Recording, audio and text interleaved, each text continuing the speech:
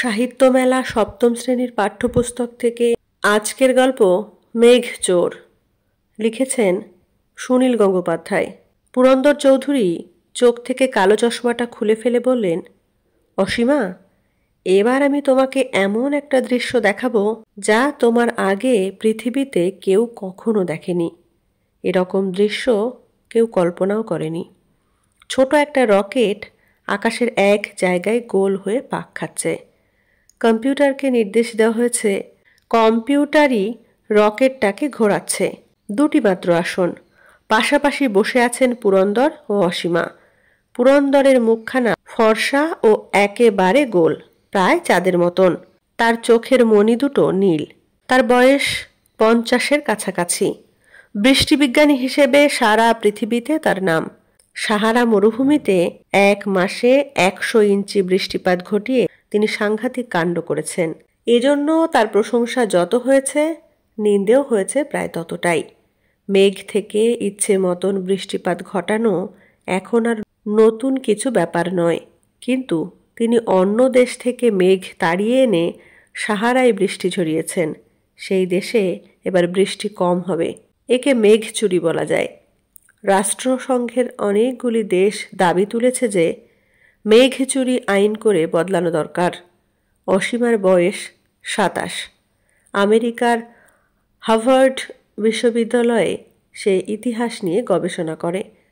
Purandara Chowdhury Boston শহরে আবহাওয়ার বিষয়ে একটি আলোচনায় যোগ দিতে এসেছিলেন।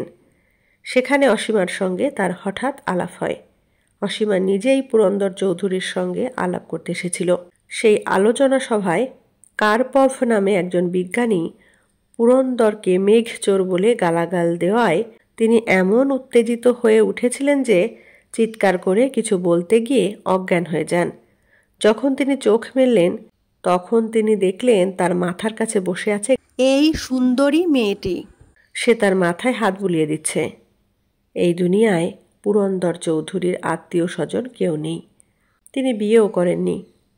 বিদেশে একটি অচেনা বাঙালি মেয়েকে তার সেবা করতে দেখে তিনি অবাক হয়ে জিজ্ঞেস করেছিলেন, তুমি কে?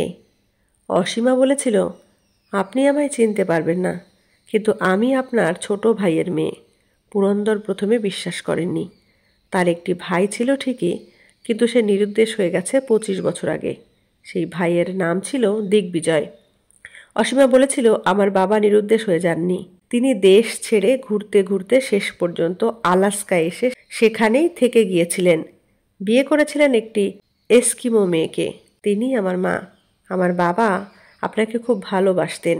মৃত্যুর আগেও আপনার কথা বলেছিলেন। বিদেশে এসে এমনভাবে একজন রক্তের সম্পর্কের আত্মীয়কে খুঁজে পেয়ে পুরন্দর চৌধুরী দারুণ খুশি হয়ে উঠেছিলেন। তারপর তিনি আর অসীমাকে ছাড়তে চাননি। তার নিজস্ব রকেটে তিনি অসীমাকে নিয়ে বহু জায়গায় ঘুরে বেড়াচ্ছেন আর আবহাওয়ার নানা রকম রহস্য দেখাচ্ছেন। ঘুরতে ঘুরতে এখন ওরা এসেছেন আলাস্কার আকাশে। অসীমা তার বাবা মায়ের সঙ্গে যেখানে থাকতো সে জায়গাটাও দেখা হয়ে গেছে। সেখানে অবশ্য এস্কিমোদের ইগলুর বদলে এখন বড় বড় এয়ার কন্ডিশনড বাড়ি উঠেছে। পুরন্দর চৌধুরী বললেন, নিচের দিকে তাকিয়ে দেখো। ওটা কি দেখছো বলতে পারো?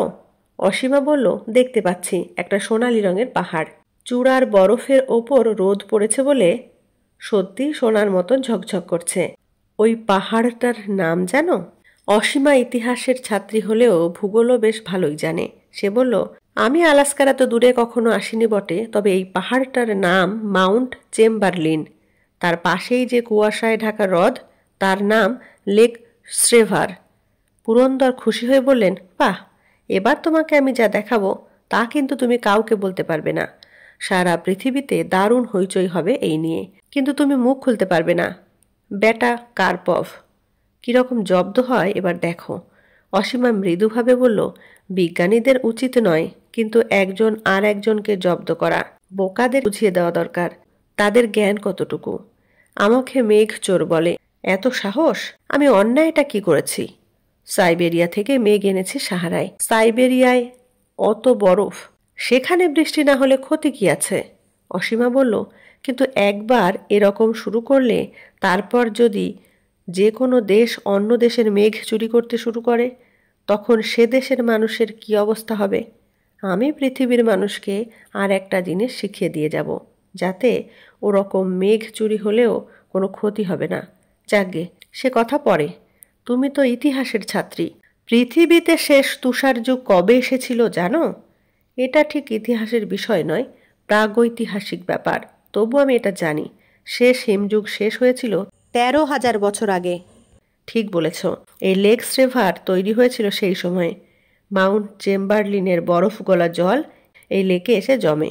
আবার এই জল বাষ্প হয়ে উড়ে গিয়ে মাউন্ট চেম্বারলিনের চূড়ায় গিয়ে আবার বরফ হয়ে যায়। এই সাইকেল চলছে। যেমন সমুদ্রের জল মেঘ হয়ে উড়ে যায়, আবার মেঘ থেকে বৃষ্টি হয়ে সমুদ্র ভরাট হয়। ওটা তো স্কুলের ছেলে মেয়েদের মতন হলো। আসল বৃষ্টির হিসেবটা তোমাকে সংক্ষেপে বুঝিয়ে দিচ্ছি। সারা বছর পৃথিবী থেকে কত জল বাষ্প হয়ে মেঘে উড়ে যায় জানো? 95,000 কিউবিক মাইল। তার মধ্যে 80,000 কিউবিক মাইলই যায় সমুদ্র থেকে। আবার ঠিক 80,000 কিউবিক মাইল বৃষ্টি হয়ে সমুদ্রে ফিরে আসে। আর মাত্র 15,000 কিউবিক মাইল বৃষ্টি নিয়ে পৃথিবীর এত মানুষ, জীবজন্তু, গাছপালা সব বেঁচে আছে। প্রকৃতির হলো এটাই নিখুঁত হিসেব। কিন্তু এবার মানুষের সংখ্যা দিন দিন বেড়ে যাচ্ছে। সুতরাং মানুষের জন্যে বেশি বৃষ্টি দরকার। আপনি এখানে আমাকে কি দেখাবেন বলেছিলেন? হ্যাঁ, এই যে নিচে দেখছো লেকস রিভার। এখানে একটা মজার ব্যাপার ঘটছে। এখানে যতখানি জল বাষ্প হয়ে উড়ে যাচ্ছে, ঠিক ততখানি বৃষ্টি হয়ে ফিরে আসছে না, কিছুটা কম ফিরে আসছে। অর্থাৎ হ্রদটা একটু একটু করে শুকোচ্ছে। আমি হিসেব করে দেখেছি, এই হ্রদটা পুরোপুরি শুকোতে আরও 10,000 বছর লাগবে। আপনি কি করে জানলেন ঠিক 10,000 বছর লাগবে? অঙ্কের হিসেবে। তুমি পৃথিবীর যে কোনো পাহাড়, নদী, পুকুর, খাল, বিলের কাছে আমায় নিয়ে যাও। আমি অঙ্ক কষে বলে দেব সেখান থেকে কত জল বাষ্প হচ্ছে আর কত জল বৃষ্টি হয়ে ফিরে আসছে। এই অঙ্ক আমার চেয়ে ভালো আর কেউ জানে না। কার্পভও কিছুটা জানে, তবে আমার চেয়ে কম। আমি তো ইতিহাস পড়ি, অঙ্ক আমার মাথায় ঢোকে না। ইতিহাসেও তো অঙ্ক লাগে, অবশ্য সাধারণ যোগ বিয়োগ। আচ্ছা, ইতিহাসের ছাত্রী, তুমি আটলান্টিস নামে লুপ্ত সভ্যতার কথা জানো? সেটা কোথায় ছিল বলো তো? এটাও কিন্তু ইতিহাসের বিষয় নয়। আটলান্টিসের ব্যাপারটা গ্রিক লেখকদের জল্পনা কল্পনা। অনেক জায়গায় খোঁজাখুঁজি হয়েছে, এখনও কোথাও তার সন্ধান পাওয়া যায়নি ঠিকঠাক। আমি যদি বলি এই লেকস রিভারের তলাতেই চাপা পড়ে আছে, সেটা 10,000 বছর পরে জানা যাবে। পুরন্দর চৌধুরী হা হা করে হেসে উঠলেন। ছোট্ট একটা মশলার কৌটো খুলে একটা লবঙ্গ খেয়ে বললেন, তুমি একটা নেবে নাকি? অসীমা একটা লবঙ্গ নিল।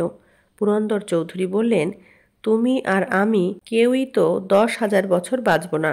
ততদিনে পৃথিবীতে মানুষই থাকবে কি না সন্দেহ।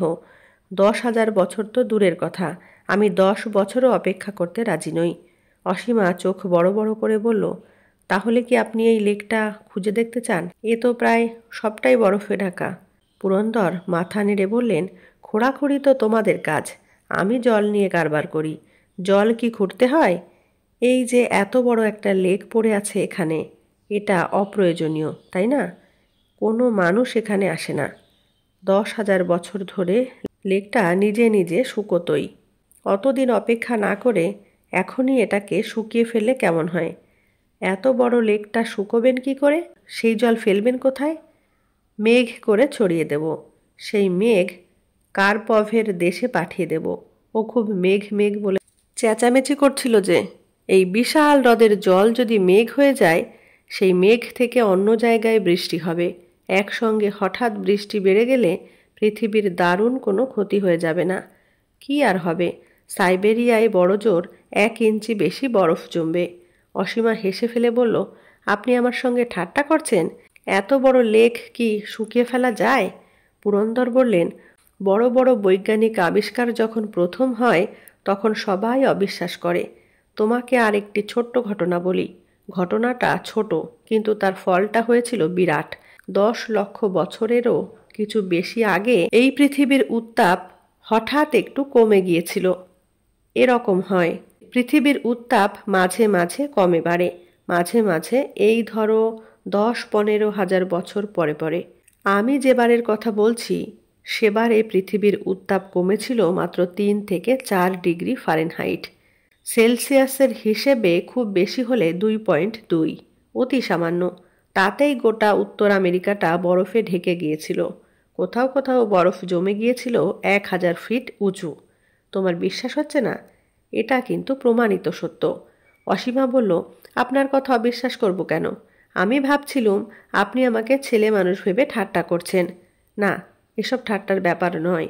এবার বুঝলে তো পৃথিবীর উত্তাপ একটুখানি কমে গেলেই কি কাণ্ড হয়। সেই রকম পৃথিবীর উত্তাপ যদি খানিকটা বাড়িয়ে দেওয়া যায় তাহলেই সব বরফ গলতে শুরু করবে। আগে এই তাপ কমা বাড়াটা সূর্যের ওপর নির্ভর করত, এখন মানুষই তা পারে। যেসব পাগলগুলো অ্যাটম বোমা, হাইড্রোজেন বোমা জমিয়ে রেখেছে সেগুলো যদি একসঙ্গে ফাটাতে শুরু করে তাহলে পৃথিবীর সব কিছু পুড়ে ছাই হয়ে যাবে। সে কথা জানি। এত বড় লেকটাকে বাষ্প করে দেওয়ার জন্য আপনিও একটা অ্যাটম বোমা ফাটাবেন নাকি? আমিও সব বোমা টোমায় বিশ্বাস করি না। আমি পুরন্দর চৌধুরী। আমার আবিষ্কার সব সময় মৌলিক। আলাস্কার এই চেম্বারলিন পাহাড়ের কাছে জনমনুষ্য নেই। এখানেই হবে আমার আবিষ্কারের পরীক্ষা। শুধু তুমি থাকবে তার সাক্ষী। তুমি আমার ভাইয়ের মেয়ে, তাই তোমাকে এই মহান দৃশ্য দেখার সুযোগ দিচ্ছি।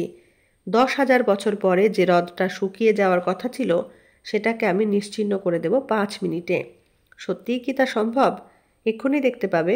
এত বড় লেকটার জল বাষ্প হয়ে গেলে যে বিরাট মেঘ হবে তার ধাক্কায় আমাদের রকেট টিকতে পারবে?